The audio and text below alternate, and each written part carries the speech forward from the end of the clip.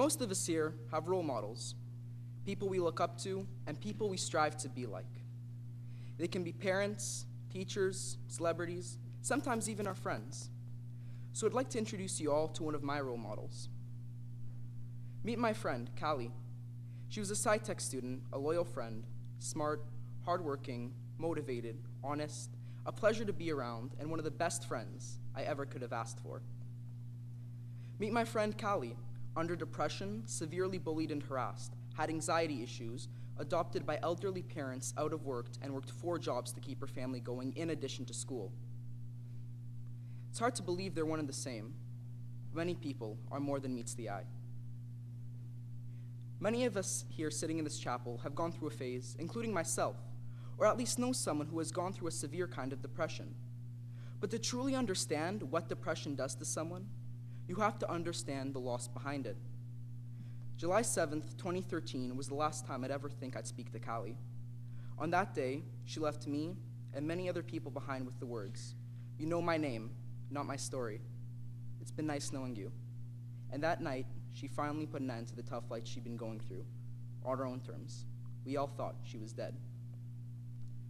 It's a weird feeling being let go by someone who had almost taken their own life. They always told you to never feel guilty. Yet as I was lying there in bed that night, what else could I have felt? I felt my own best friend in her greatest time of need. You suddenly wonder what price someone had to pay to take their own life. And what did that value mean to me?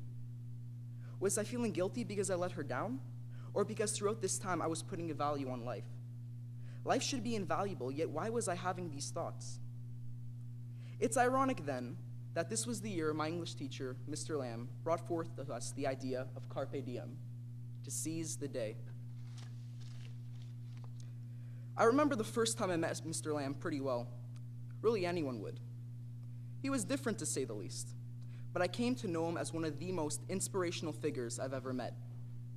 I walked into my first English class of my grade 8th year, and it was unlike any other classroom I'd ever seen before. Instead of the grammar posters and the cheesy encouragement ads plastered on the walls of a normal classroom, Mr. Lamb had walls dedicated to souvenirs and symbols of places he'd been to and things he'd done. But perhaps the most interesting wall in the room was a scarcely used whiteboard, and in the center of it, the words "Carpe Diem" written there. After the usual introductions from student to teachers on the first day, class was almost over.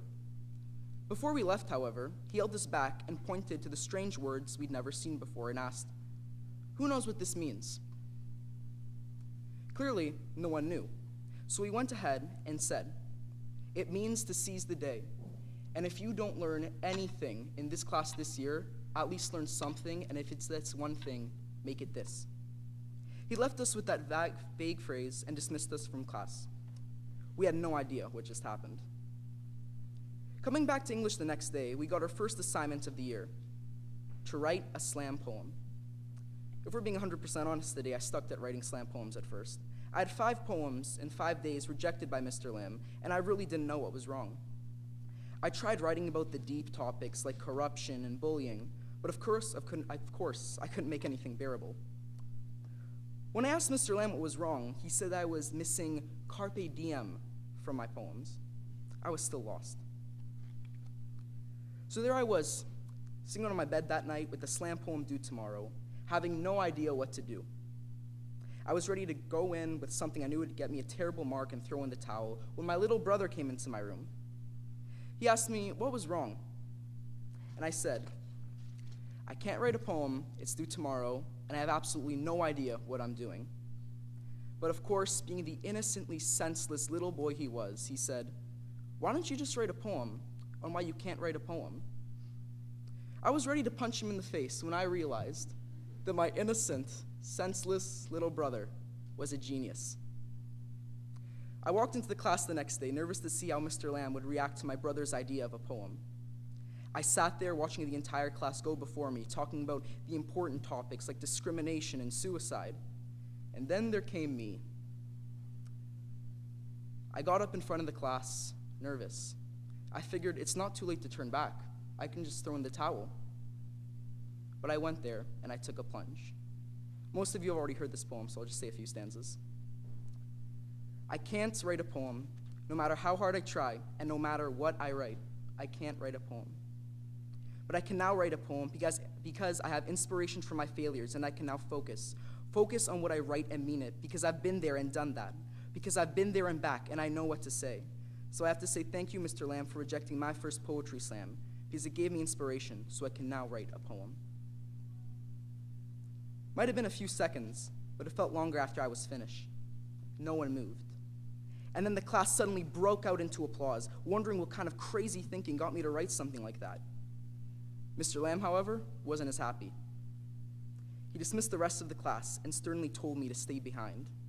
He walked up to me, looking me in the eye, and I thought he was going to punish me for coming up with such a ridiculous idea. But he simply put a hand on my shoulder, smiled, and said, "That was Carpe Diem." It was this day that I realized that we are all poets. We are all poets, and we are all poems. What does that mean? Our lives are poems, and every day we live is another line. And we need to make that poem colorful and bright. Almost losing a friend made me realize that Carpe Diem is not only a phrase, it's a way we need to live life. You can never live in fear of the what ifs or the buts. You need to take a plunge.